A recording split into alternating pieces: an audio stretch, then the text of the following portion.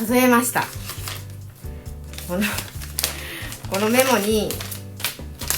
数え間違えないように、目標っていうか、もう私にとってはおさこまさんが神なので、旅行先で飛行機が飛ばなくなったんですね。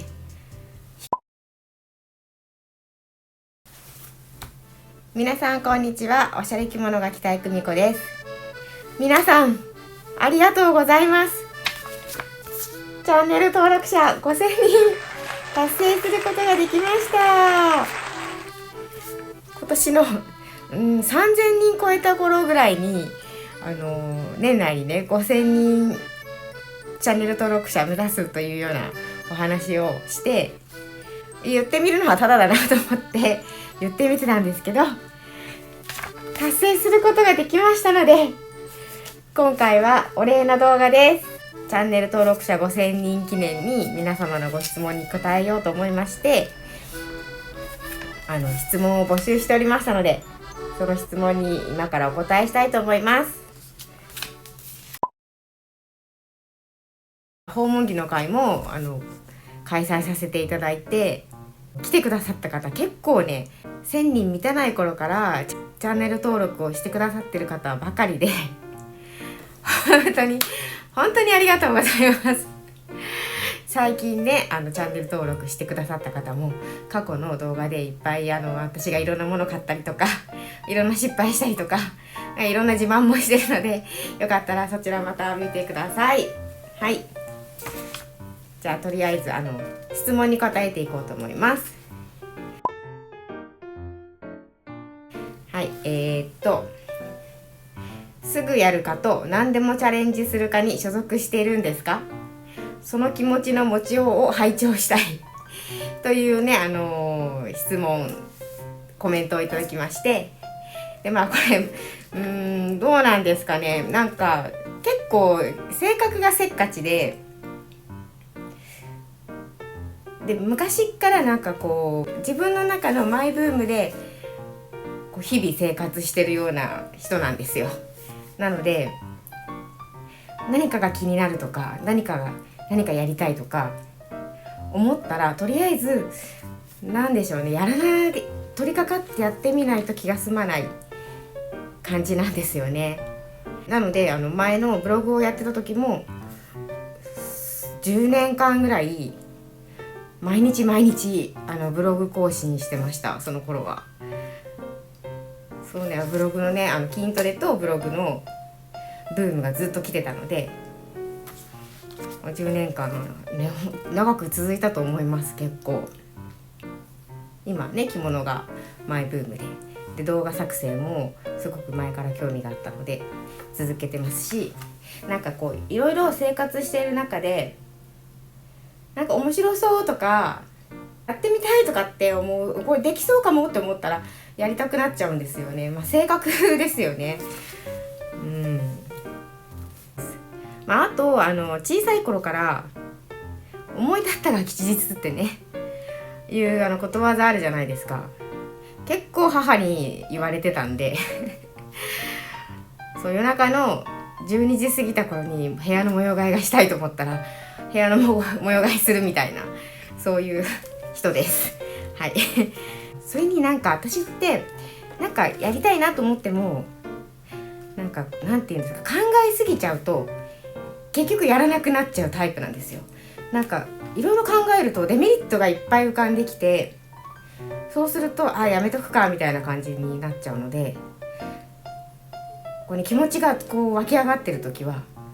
デメリットとかメリットとか関係なく突き進めるので、ですね、そこが自分のいい性格かどうかわからないんですけど、そんな感じで人生やってきました。はいはい、じゃあ次の質問に行きます。着物コーディネートで気をつけていることがあれば教えてくださいということなんですけど、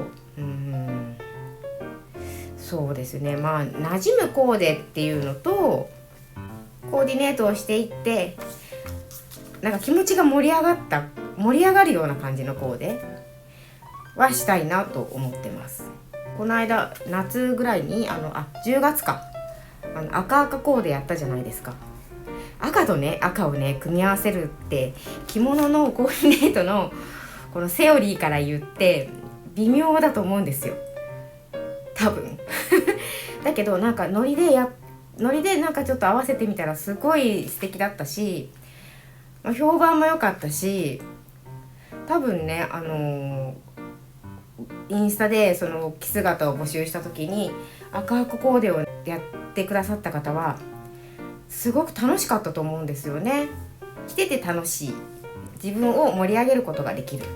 みたいなコーデをしたいなっていつも思ってます。洋服着物たくさんあると思いますが、収納の工夫を知りたいです。これはね私も知りたいです。このね狭い 3DK の家に5人で住んでるんですよ。しかももうほぼみんな大人で、私だけの部屋っていうのが特にないんですね。だからなのでみんなのこのね空きスペースの棚とか空いてる天袋とか、この間ようやくハンマーの押し入れをねなんとか自分用にゲットしたんですけど、そんな感じでなんか着物、洋服はまあ一箇所に固まってるんですけど、着物って何しろボリュームがあるので、いろんな空いてるスペースに入れちゃってるんですよね。なのでね本当に一箇所にまとめたい。もう本当だったら着物専用の部屋が欲しいって思うんですけど、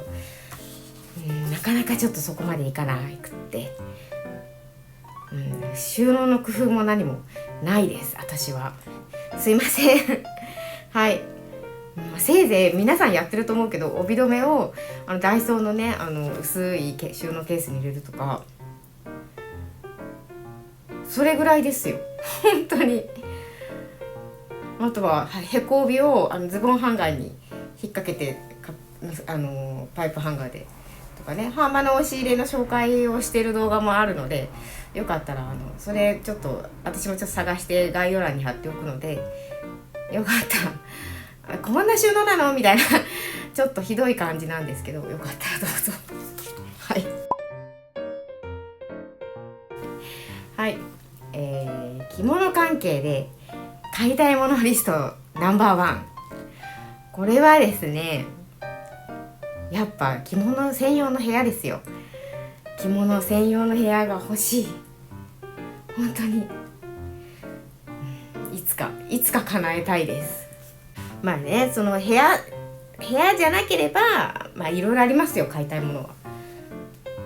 この間の大場さんのパープルのね蝶の帯とか、椿庵さんの新作とか、栗山工房さんのねどちらかの方が栗山工房さん着物と帯とおあつらいされてましたけど、やりたい、私もやりたいし、仮想洋さんのね中野さんの絞った反物で着物も作りたいし、藤井しぼりさんの村雲でしょね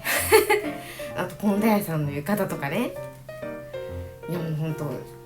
すぐ手に入るんだったら全部手に入れたいぐらいですけど、なかなかそんななかなかそんなです。はい、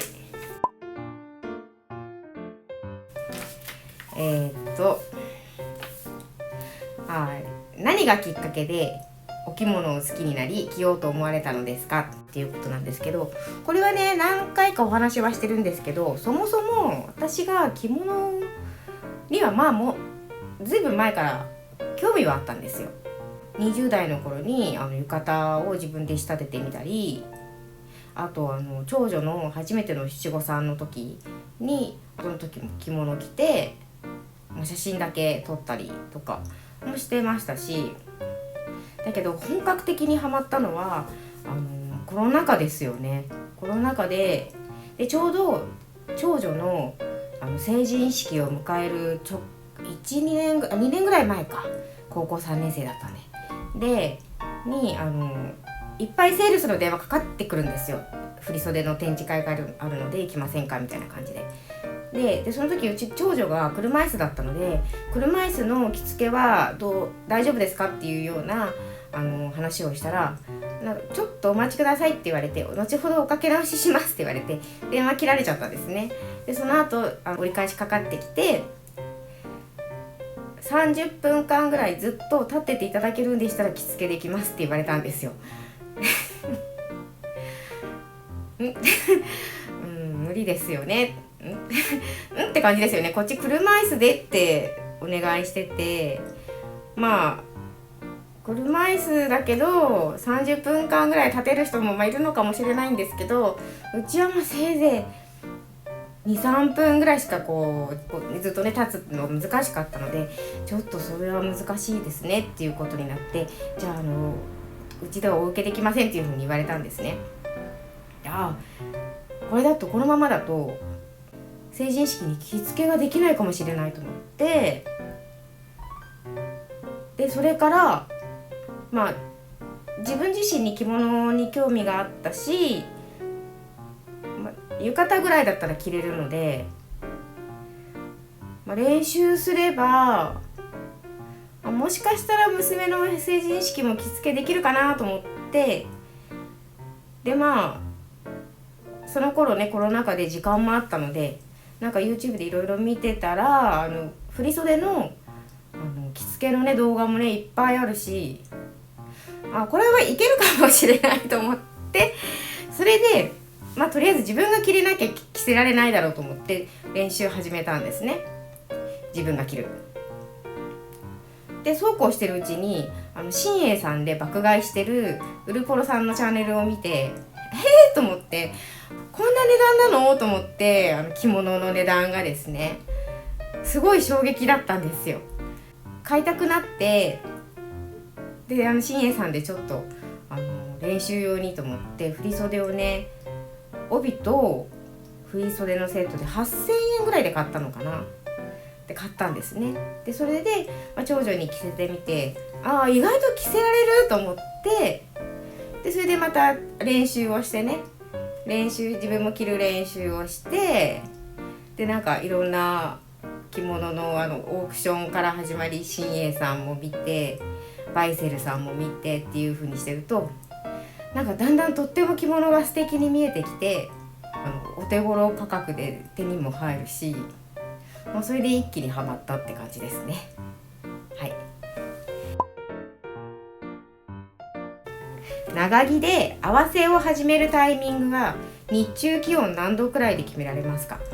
秋は朝晩すごく冷え込むのに、着物を着ると日中暑いとなることが多いんですよね。これね、今年本当にそんな感じでしたね。その時によるかなと思うんですけど、だいたい外に T シャツ1枚とか、薄手の長袖1枚でいいかなっていう時はもう一重ですよね。でそれだとちょっともう肌寒くて T シャツはもうないだろうっていう時期に合わせですかね私の中ではそんな感じですね。さすがに T シャツはないでしょうっていう時はやっぱり合わせですかねっていう感じです。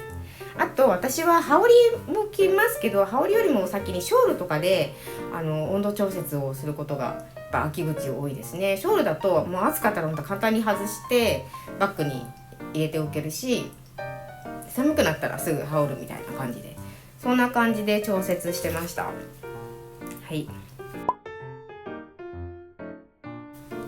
YouTuber になってよかったことは、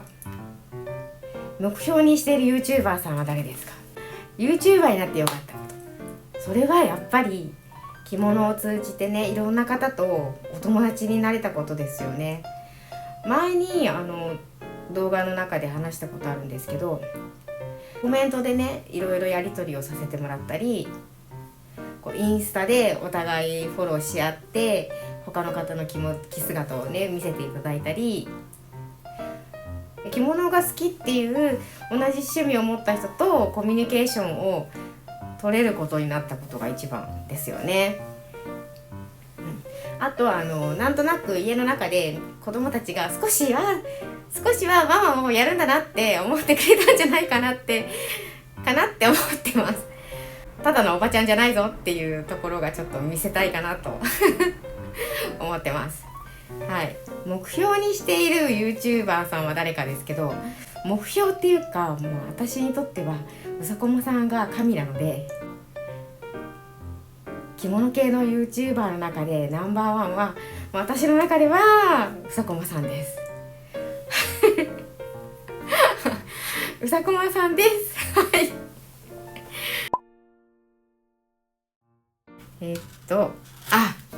これですよ。今久美子さんが持っているお着物、一重も合わせも合わせて何枚ありますか？数えました。このメモに数え間違えないように一つ一つ名前を書いて数えました。振り袖だったらね、紫色のやつとか派手のやつとか、梅柄だ、鶴柄だとかって、訪問着だと山菜訪問着、辻ヶ原の訪問着、薄い緑色の訪問着、薄いピンクの付け下げ、関西先生の赤いの、友禅作家さんの1枚、あと黒の総絞りみたいにね、全部一個一個間違えないように名前を書いて書きました。で、皆さんに何枚あるでしょうっていうね、アンケートを取ったんですよねまあざっくり100枚以上か100枚以下かっていうアンケートだったんですけど、アンケートの結果がこちらです。はい。で、本当のところを言います。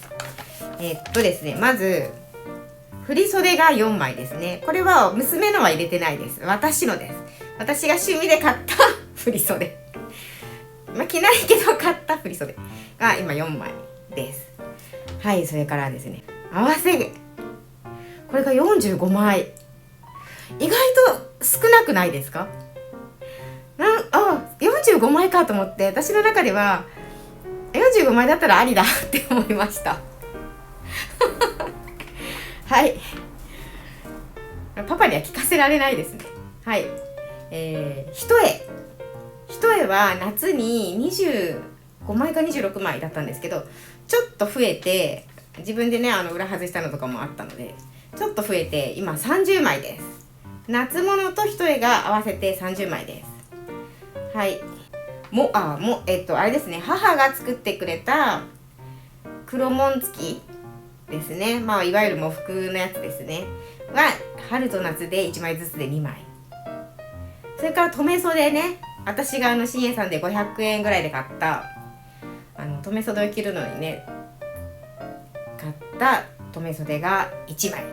はい。ということで振り袖4枚、合わせ45枚、一重が30枚、もが2枚、留め袖が1枚ということで合計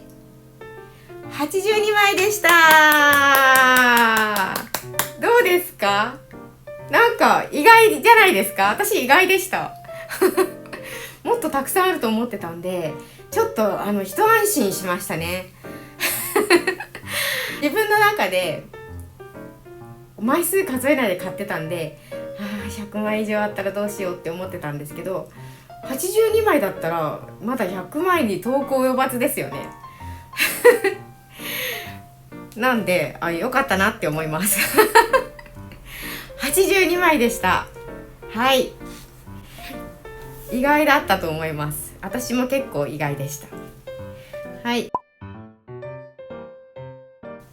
着物を始めた初期の頃と今現在を比べて、ご自身の中で何か変わったなと思われることはありますか？着物に対する考え方でもいいですし、着付けで変えたことなどということで、そうですね、一番初め着物を練習してた時、砂尾先生の動画をよく見てたので、なんか訪問着系とか色無地とか、なんかそういう綺麗系のね着物がすごく好きだったんですよね。ただね、どんどん他の YouTuber さんの動画を見てる時にうそこまさんに出会って、何これ超かわいい、この人すごいと思って、そこからもうカジュアル一直線ですね。もう私のはいうまく言えないんですけど、この着物の可能性って本当にうさこまさんがすっごい持ってると思うんですよ。コーディネートの達人っていうか、すごい、本当にすごいです。うさごまさんね、いかにもなほっこりのなんか民芸調の着物だけど、うさごまさんの手でコーディネートされるとめっちゃ素敵なんですよね。伝わらんなこれじゃあ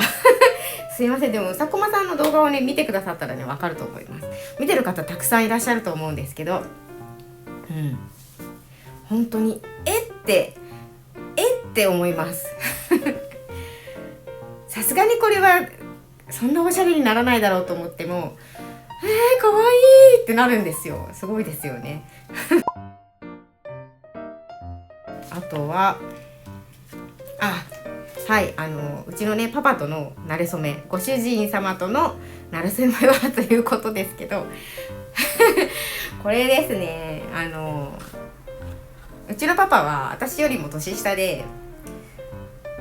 いくつに学年だと3個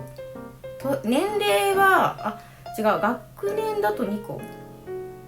とにかく私が今51で彼は49歳なんですよ。来年やっと50歳になるんですよ。だから2個違いですね。2個だけ年下です。で出会ったのは、どことは言わないんですけど、旅行先で飛行機が飛ばなくなったんですね。飛行機がその時飛行機でも乗ってたんですよ。日本に帰る飛行機乗ってて、で全然出発しないなと思ってたら、ちょっとトラブルがあったので一旦全員降りてくださいって言われて、で降りてずっとロビーで待ってたら修理が終わらなくって、でこのままフライトになると従業員の、キャビンアテンダントさんとかキャプテンとかねの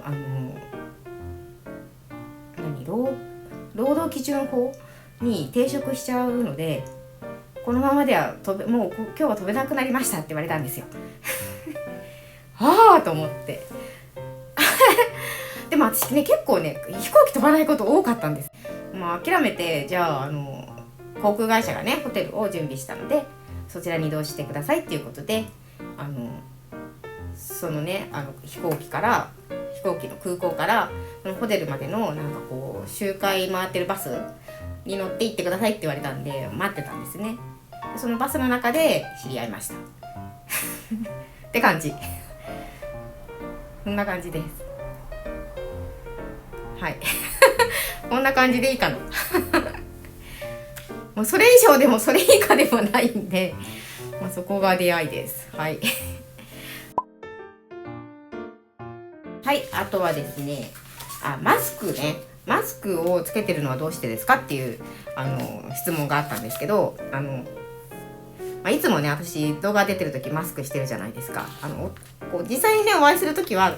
別にマスクはつけてないんですけど、なのでサローネの時とかもねあんまつけてなかったと思うんですね。うちにはね娘が3人いて、で今ほらネットの世界ってちょっと怖いじゃないですか。だからうちの子たちにね顔出し NG なんですよ。ネットにねインスタとかやっててもね、たまに何ですかプリクラの